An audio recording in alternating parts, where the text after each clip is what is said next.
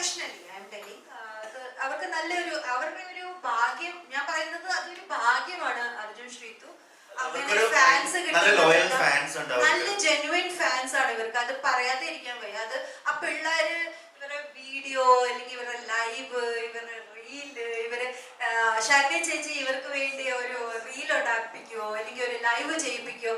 I mean ഇങ്ങനെ നമ്മളുടെ വീട്ടിൽ പോലെ ഒന്ന് ഇറങ്ങി പോവോ ഇങ്ങനെ പറയുമോ. പക്ഷെ ഈ പിള്ളേർ ഇവിടുത്തെ എത്രയോ ദൂരെ ദൂരെ നിന്നാണ് ഈ പിള്ളേര് ഇത്ര ഇവർ ലക്കിയാണ്.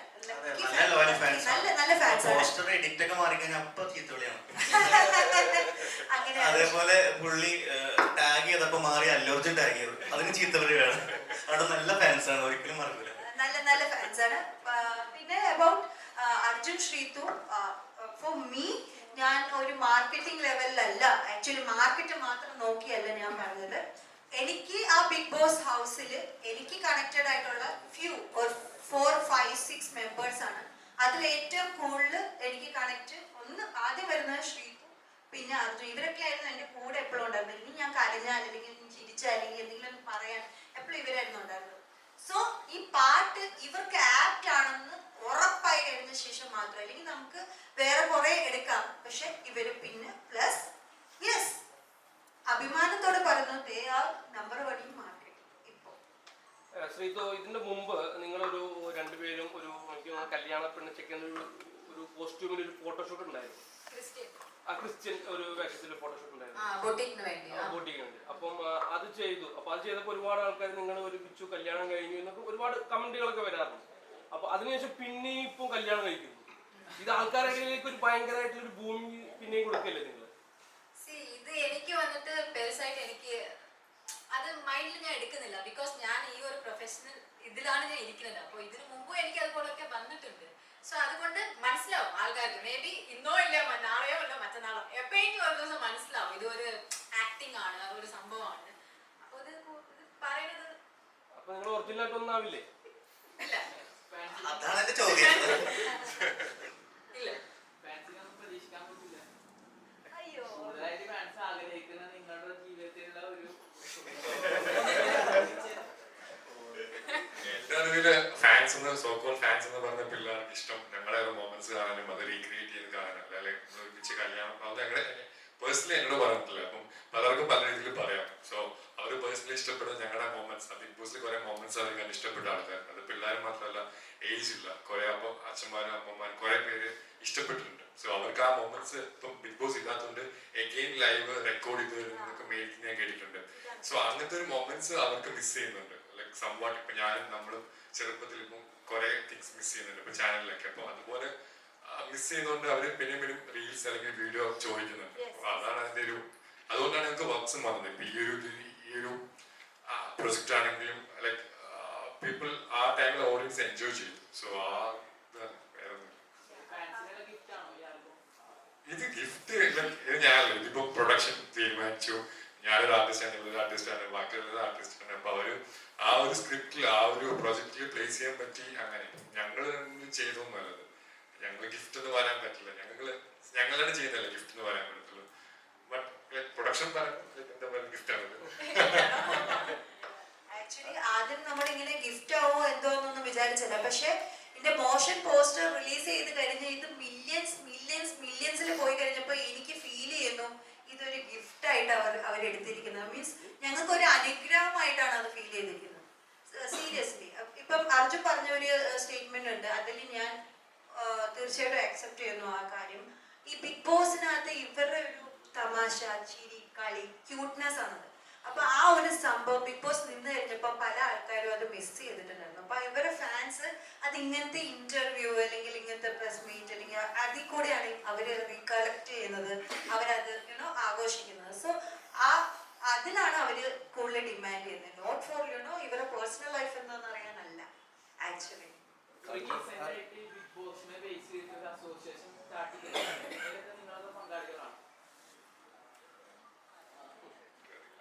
അതിനകത്ത് ആക്ച്വലി എല്ലാവരും മെമ്പർ ആണ്. ബട്ട് ഓൾറെഡി എന്റെ കാര്യം ചോദിച്ചാൽ എനിക്ക് അവിടുത്തെ അറിയില്ല. എന്റെ കാര്യം ചോദിച്ചാൽ ഞാൻ അതിനകത്ത് സൈലന്റ് ആണ്. ബിക്കോസ് ഞാൻ ഓൾറെഡി പറഞ്ഞിട്ടുണ്ടായിരുന്നു I will be little silent. ഞാൻ അങ്ങനെ ഭയങ്കര ആക്റ്റീവ് പേഴ്സൺ അല്ല. ഐ മീൻ ഗ്രൂപ്പ്സിലൊക്കെ. ഗ്രൂപ്പ് ഒക്കെ ഉണ്ട്. അപ്പൊ അതിനകത്ത് join ആണ്. യെസ്, അതിനകത്ത് ഞാൻ മെമ്പറാണ്. അതിനകത്തുണ്ട്, ഞാൻ ജോയിൻ ചെയ്തിട്ടുണ്ട്. എനിക്കൊന്നും എല്ലാവരും almost എല്ലാ എല്ലാവരും ഉണ്ട്, contestants ഉണ്ട്. എല്ലാവരും ഉണ്ട്, എല്ലാവരും അത് ആക്റ്റീവ് ആയിട്ടിരിക്കുന്നതിന് ബോർഡ് മെമ്പേഴ്സ് ഒക്കെ ആണ്. അപ്പം അതിനെപ്പറ്റി എനിക്ക് വലിയ ഐഡിയ ഇല്ല. ബെറ്റർ ആൾക്കാർ എടുക്കുന്നതിന് നല്ലത്. അർജുൻ ഇപ്പൊ ഈ പറഞ്ഞ പഴയ അതായത് ചെറുപ്പ കാലഘട്ടങ്ങളിൽ നമ്മൾ പഠിക്കുന്ന സമയത്തൊക്കെ ഇപ്പൊ ഏതെങ്കിലും രണ്ടുപേരെ ഏതൊരു പെൺകുട്ടിനെ കൂട്ടി നമ്മളെ പേര് പറയുമ്പോൾ ഗോസിപ്പ് ഇറങ്ങുമ്പോൾ ഓട്ടോമാറ്റിക് ചെറിയതായിട്ടെങ്കിലും ഉള്ളിൽ ചിലപ്പോൾ ഒരു ഇഷ്ടമൊക്കെ തോന്നിപ്പോയിട്ടുണ്ടാവും. അതെന്ന് വെച്ച് കഴിഞ്ഞാൽ പോയിട്ടുള്ള ആൾക്കാരാണ് നമ്മൾ മലയാളികളിൽ മിക്കവർക്കും അങ്ങനെ തോന്നിയിട്ടുണ്ട്. അപ്പോൾ അതുപോലൊരു എപ്പോഴെങ്കിലും മനസ്സിൽ ഒരു ഇഷ്ടം, ആ രീതിയിലുള്ള ഒരു ഇഷ്ടം തോന്നിയിട്ടുണ്ടോ? എനിക്ക് ഞാൻ ഇപ്പോഴും ഇന്റർവ്യൂവിലും ബിഗ് ബോസും പറഞ്ഞ എൻ്റെ ഒരു ഫീമെയിൽ വേർഷനാണ് എനിക്ക് തോന്നിയിട്ടുള്ളത്. എൻ്റെ ബെസ്റ്റ് ഫ്രണ്ടാണ്. ലൈക്ക് അതിപ്പം ലൈക്ക് ഇത് ഞങ്ങളിപ്പോൾ നിങ്ങളിപ്പോൾ ഈ പുറത്തിറങ്ങിയിട്ടാണ് ഞങ്ങൾ ഇത്രയും കാണുന്ന വീഡിയോസൊക്കെ. ഞങ്ങളിത് ക്രിയേറ്റ് ചെയ്തൊരു ബോണ്ട് ഷോയ്ക്കുള്ളിൽ തന്നെയുണ്ട്. അതിപ്പോഴും ഉണ്ട്. സ്റ്റിൽ അത് മുമ്പോട്ട് അതുപോലെ തന്നെയാണ്. സിംഗിൾ ലൈഫ് എൻജോയ് ചെയ്യുന്നു.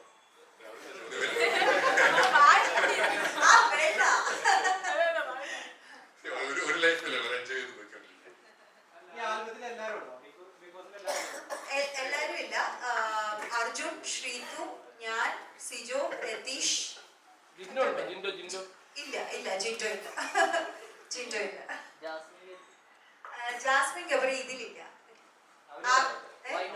ഫ്യൂച്ചറിൽ ചിലപ്പം കാണാം. ഞാൻ പറഞ്ഞല്ലോ, നമ്മളുടെ ഈ പ്രൊഡക്ഷൻ ഹൗസിൽ വെറും സോങ്സ് മാത്രമല്ല, നമ്മൾ മൂവിയും പ്ലാൻ ചെയ്യുന്നുണ്ട്, സീരീസും പ്ലാൻ ചെയ്യുന്നുണ്ട്, പല കാര്യങ്ങളും പ്ലാൻ ചെയ്യുന്നുണ്ട്. അവിടെ എവിടെ ഈ പറഞ്ഞ മാതിരി മനുഷ്യന്റെ കണ്ണടയ്ക്കുമ്പോ ഗബ്രി ജാസ്മിൻ കാണുന്നു, അവിടെ ഗബ്രി ജാസ്മിൻ ഉണ്ടാവും. ഈ സ്കൈക്കോഡ് ഇപ്പൊ ഈ പുതിയതായിട്ട് വരുന്ന ഫ്യൂച്ചർ പ്രോജക്ട്സിൽ പുതിയ ടാലൻസിന് എത്രത്തോളം പ്രാധാന്യം നൽകുന്നുണ്ട്? ഓഡിഷൻ ചെയ്യാനോ അങ്ങനെയൊക്കെയുള്ള കാര്യങ്ങൾക്ക് എത്രത്തോളം പ്രാധാന്യം നൽകുന്നു? യെസ്, അതൊരു നല്ല question. Thank you bro, thank you so much. അതിന്റെ ആൻസർ ഞാൻ കാരണം ഞങ്ങളുടെ മെയിൻ ഒരു 30% ഇനിഷ്യേറ്റ് ചെയ്യുന്ന സംഭവം അത് തന്നെ ഉണ്ട്. ഞങ്ങൾ ഓൾറെഡി പറഞ്ഞിട്ടുണ്ട് ഞങ്ങളുടെ നെക്സ്റ്റ് മൂവ് അത് തന്നെയാണ്. ന്യൂ ടാലന്റിന് വേണ്ടി, അത് ഡാൻസർ ആയിക്കോട്ടെ, സിംഗർ ആയിക്കോട്ടെ, മ്യൂസിഷ്യൻ ആയിക്കോട്ടെ. അപ്പോൾ ഓൾറെഡി ഞങ്ങൾ അവർക്ക് പേഴ്സണൽ ഒരു പ്ലാറ്റ്ഫോം ഉണ്ടാക്കിയിട്ടുണ്ട്. New talent already initiated Muralikrishna. അപ്പൊ അങ്ങനെ തന്നെ ഞങ്ങളുടെ ഫ്യൂച്ചർ പ്ലാൻ അങ്ങനെ തന്നെയാണ്. ദോസ് ഹു ആർ നല്ല നല്ല ആർട്ടിസ്റ്റ് ഉണ്ട്, അവർക്ക് ഡയറക്ട്ലി ഞങ്ങൾക്ക് അപ്രോച്ച് ചെയ്യാം. ഞങ്ങളുടെ ടീം ഭയങ്കര ഫ്ലെക്സിബിൾ ആണ്. എല്ലാ 50 ആൾക്കാരാണ് ഞങ്ങളുടെ ടീമില്. അപ്പോൾ ഡയറക്റ്റ് ഞങ്ങളുടെ സ്കൈകോഡ് പേജിലേക്ക് അവർക്ക് മെസ്സേജ് ചെയ്ത് ഞങ്ങൾ ഡെഫിനറ്റ്ലി കാര്യങ്ങളുമായിട്ട് നിങ്ങളെ സമീപിക്കാൻ എങ്ങനെയാണ് പറ്റുന്നത്? ഞങ്ങൾ ഓൾറെഡി ഇപ്പോ ഇനിഷ്യലി ഞങ്ങളുടെ പേജ് ഉണ്ട്, സ്കൈകോഡ് മ്യൂസിക് പ്രൊഡക്ഷൻ. അതിൽ ഓൾറെഡി ഞങ്ങൾക്ക് ഒരു പ്ലാറ്റ്ഫോമിൽ ഡയറക്റ്റ് മെസ്സേജ് ഓപ്ഷൻ ഉണ്ടാവില്ല. അവിടെ മെസ്സേജ് ചെയ്തിട്ട് ഞങ്ങൾ അപ്പോൾ തന്നെ റെസ്പോണ്ട് ചെയ്യും. ഒരു ഡെഡിക്കേറ്റഡ് ടീം അതിനു വേണ്ടി ഞങ്ങൾ സ്പെഷ്യലി വെച്ചിട്ടുണ്ട്. ബിക്കോസ് ഞങ്ങളുടെ അടുത്ത് വരാൻ സോങ് जरूर मैं आपको मैसेज करूंगी. बिल्कुल, थैंक यू मैम. आप दिल्ली से हो क्या? नॉर्थ इंडिया से हो? ആക്ച്വലി എന്റെ തറവാട് ക്വാളിറ്റിയാണ്. ഞാൻ ബോണറ്റ് ബോർഡർ ഇവിടെ തന്നെ ചാലക്കുടിക്കാരാണ്. പക്ഷേ ഞാൻ ബോണറ്റ് ബോർഡർ അവിടെയാണ്, മഹാരാഷ്ട്ര. तो आप दोनों के बारे में कुछ बोलो.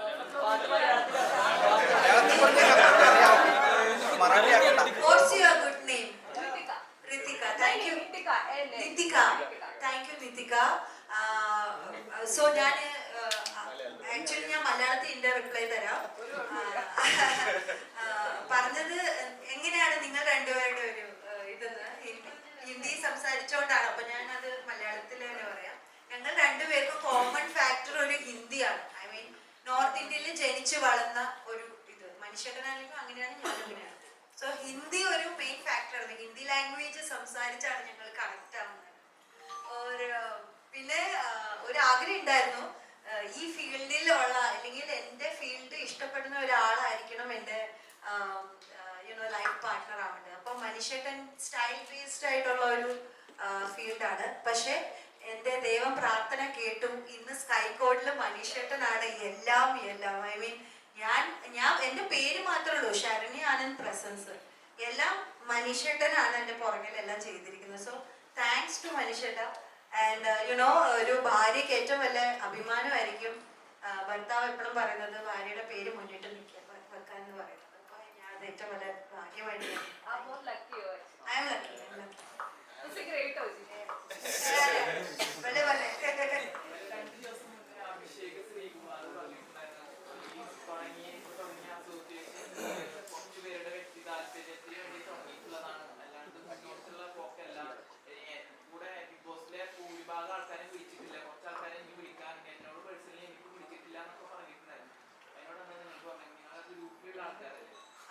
അഭിഷേക് അല്ല എന്റെ ആൻസർ തരാൻ ഏറ്റവും ബെസ്റ്റ് ആണ്. ബിക്കോസ് അഭിഷേകിന്റെ അപ്പം അഭിഷേകിന്റെ ഒരു പോയിന്റ് അല്ല അത്. അപ്പം അത് ആളുടെ പോയിന്റ് ആണ്. എന്റെ പോയിന്റ് എന്ന് വെച്ചാൽ ഞങ്ങൾ എല്ലാവരും ഒരു ഗ്രൂപ്പിൽ ഇട്ടിട്ടുണ്ട്. അതിൽ കുറച്ച് പേര് ആക്റ്റീവ് ആണ്, കുറച്ച് പേര് സൈലന്റ് ആണ്. അവരവരുടെ ഓരോ ബിസി ഷെഡ്യൂൾ ആയിരിക്കാം. ബട്ട് ഞങ്ങൾ അതിലേക്ക് അങ്ങനെ ഒത്തിരി ബിഗ് ബോസ് എന്ന് പറഞ്ഞു പോവാൻ നമുക്ക് ഈ അങ്ങനെ ചെയ്യുന്നില്ല.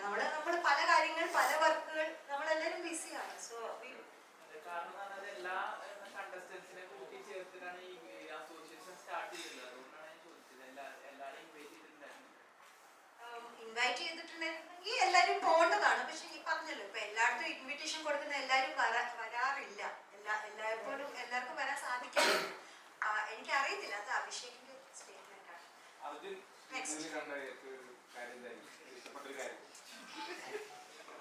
അവളായിട്ടിരിക്കുന്നത് അതാ പറഞ്ഞ അവൾ അവളായിട്ടിരിക്കുന്നു ചെറിയായിട്ടിരിക്കുന്നത്. ശ്രീധുവിനോട് ഈ ശരണ്യ ഈ കഥ അല്ലെങ്കിൽ ഈ തോട്ട് പറയുമ്പോൾ ശ്രീധുവിന് ഇത് ചെയ്യാൻ ബുദ്ധിമുട്ടുണ്ടായിരുന്നു? ഒരിക്കലുമില്ല. ബിക്കോസ് എന്റെ ഫീൽഡ് ഇതാ, നടിക്കുന്നതാണല്ലോ. സോ ഒരിക്കലുമില്ല. അല്ല, അർജുന്റെ കൂടെയാണ് ചെയ്യണം എന്ന് പറഞ്ഞപ്പോ ഇല്ല, പ്രൊഫഷണൽ ആയിട്ട് വരുന്നത് കൊണ്ട് സീരിയസ്ലി എനിക്ക് പ്രോബ്ലം ഇല്ല. അർജുനോട് സംസാരിച്ചോ? അപ്പം സംസാരിച്ചു. അർജുനോട് നിങ്ങൾ ഒരുമിച്ചല്ലേ വർക്ക് ചെയ്യുന്നത്? ഒരുമിച്ച് വർക്ക് ചെയ്യുന്ന സമയത്ത് സംസാരിക്കും.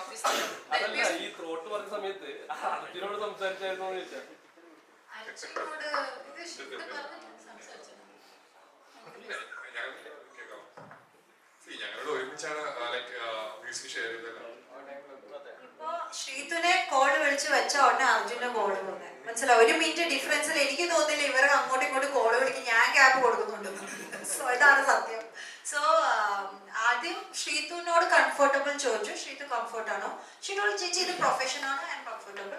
അർജുനോട് ചോദിച്ചു, അർജുൻ ഹാപ്പിയാണ് with so he told I am okay, deal. And അവിടെ വന്നിട്ട് they are pucca professional, they are good buddies also. They are like my bro and sis. So എനിക്ക് അവര് തന്ന ഒരു കംഫർട്ട് അടിപൊളിയായിരുന്നു. I am so happy with that. Vinod last പറയണം. അപ്പം already ഗോസിപ്പുകൾ, അപ്പം ഇനി അടുത്ത ഗോസിപ്പ് വരുമ്പോൾ ജാസ്മിൻ ഗബ്രി ഭയങ്കരമായിട്ട് റീച്ച് നിൽക്കുകയാണ്. അപ്പൊ ഉടനെ ജാസ്മിനും ഗബ്രിയും വെച്ചിട്ട് ഒരു ആൽബം ഉണ്ടാവും? അവർ സമ്മതിച്ചിട്ടുണ്ടാവും. നമുക്ക് അതിനനുസരിച്ചുള്ള പ്രോജക്റ്റ് ഉണ്ടെങ്കിൽ അവരത് ചെയ്യും. അവര് റീച്ച് ആരെങ്കിലും അവിടെ ഉണ്ടാവും.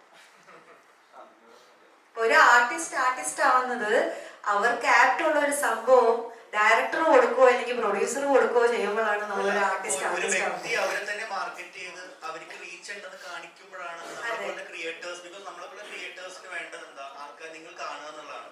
നിങ്ങളെ ഞാനിപ്പോ നിന്നെ വെച്ച് ചെയ്ത് കഴിഞ്ഞാൽ എത്ര പേര് കാണും? ഇവരെ ചെയ്ത് കഴിഞ്ഞാൽ കുറച്ച് ആൾക്കാർ ഷെയർ ചെയ്ത് കാണുന്നതായിരിക്കും. ആക്ച്വലി അങ്ങനെ അല്ല, മിക്സ് വേണം.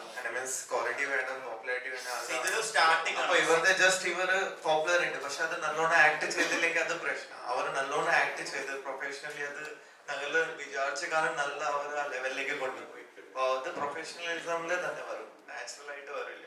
അപ്പൊ അത് നമുക്ക് അതിനു വേണ്ടി സീരിയസ്ലി ഇപ്പം റീച്ച് ഉണ്ട്, ആക്ടിങ് അറിയത്തില്ല, എല്ലാം ചെയ്യിപ്പിച്ചു. എന്താ കാര്യം? അപ്പൊ അവർക്ക് അറിയില്ല. ഞാൻ ചോദിക്കുന്നത് റീച്ച് എല്ലാം ഉണ്ട്. ഞാൻ ഇവരുടെ കാര്യമല്ല പറയുന്നത്, ഗബ്രിയുടെ കാര്യമല്ല, ജാസ്മിന്റെ കാര്യം, ആരുടെ കാര്യമല്ല. ഞാൻ എക്സാമ്പിൾ നോക്കുക, റീച്ച് ഉണ്ട്, എല്ലാം ഉണ്ട്. പക്ഷെ അവർക്ക് ഫ്രെയിമിലൊന്നും ഇൻപുട്ട് കൊടുക്കാൻ പറ്റുന്നില്ലെങ്കിൽ ഒരു കാര്യമില്ല. സോ ദ തിങ് ഈസ് ഇവരുടെ ടാലൻസ് അവിടെ പ്ലേസ് ചെയ്തുകൊണ്ടാണ് ആൾക്കാർക്ക് ഇഷ്ടം വരാൻ പോകുന്നത്. സോ ടാലന്റ് വേണം, ടാലന്റ് ആണ് ഫസ്റ്റ് ഇമ്പോർട്ടൻസ്, റീച്ച് അല്ല.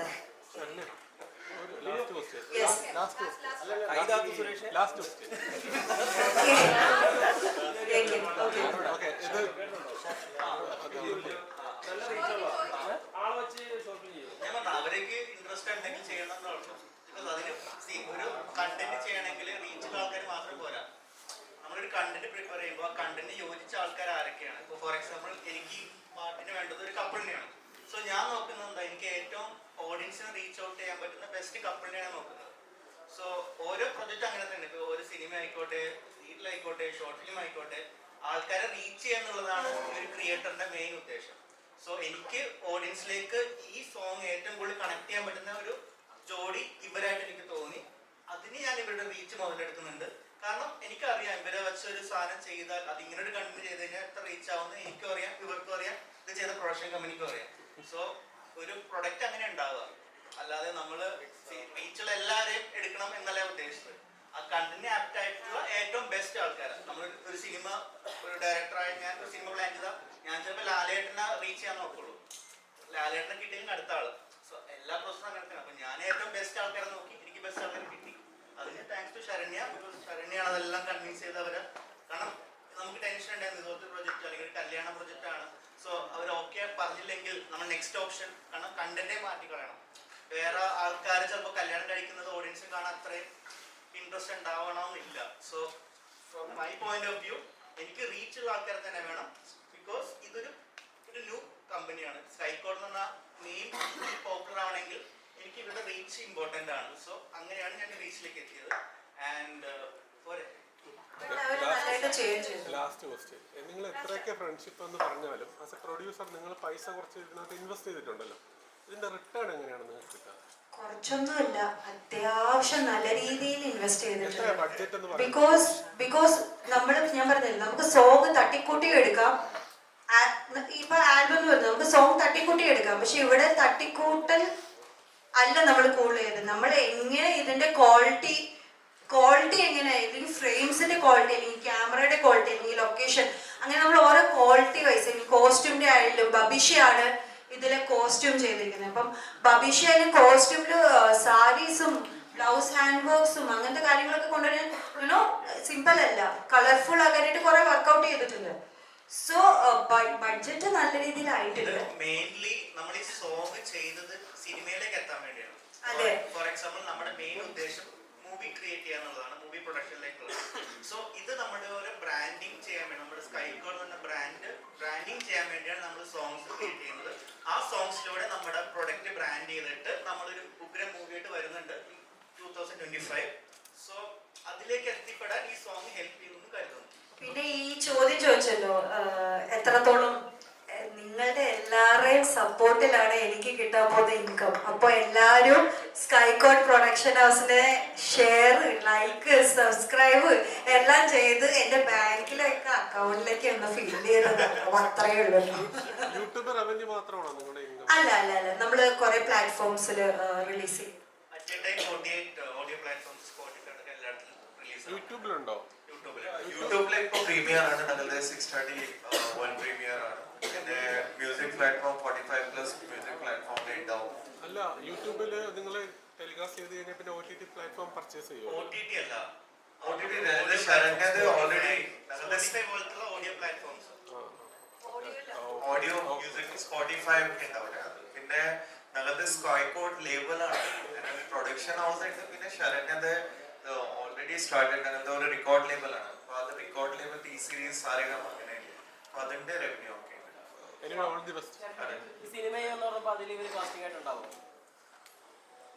എന്തോ പറഞ്ഞേ, സിനിമയിലാണെങ്കിൽ ഇവരെ കാസ്റ്റിംഗ് ആയിട്ടുണ്ടാവുന്നു.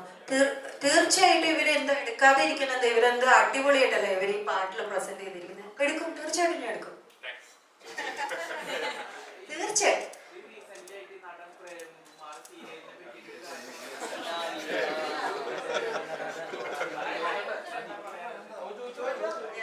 എനിക്ക് അതിലൊന്നും അഭിപ്രായമില്ല. അതെ, സീരിയല് അഭിനയിക്കുന്നത് എനിക്ക് ഏറ്റവും കൂടുതൽ ടെലിവിഷനിൽ അംഗീകാരം കിട്ടിയിരിക്കുന്നതായാലും ഈ ഇൻഡസ്ട്രിയിൽ എനിക്ക് ഏറ്റവും കൂടുതൽ അംഗീകാരം കിട്ടിയിരിക്കുന്ന കുടുംബവിളക്കത്തെ വേദിക റോള് ചെയ്ത് കഴിഞ്ഞിട്ടാണ്. So I totally respect the television.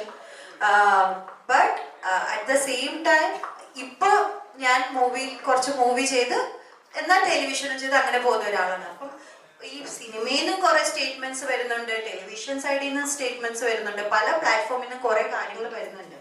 So അതല്ല നമ്മളുടെ ഇന്നത്തെ ഒരു നമ്മളുടെ ഇന്നത്തെ ഒരു പ്രോജക്റ്റ് എന്ന് പറഞ്ഞാൽ പ്രിയതമയാണ്. സോ ഞാൻ പ്രിയതമേനെ പറ്റി സംസാരിക്കാനാണ് ഏറ്റവും കൂടുതൽ ആഗ്രഹിക്കുന്നത്.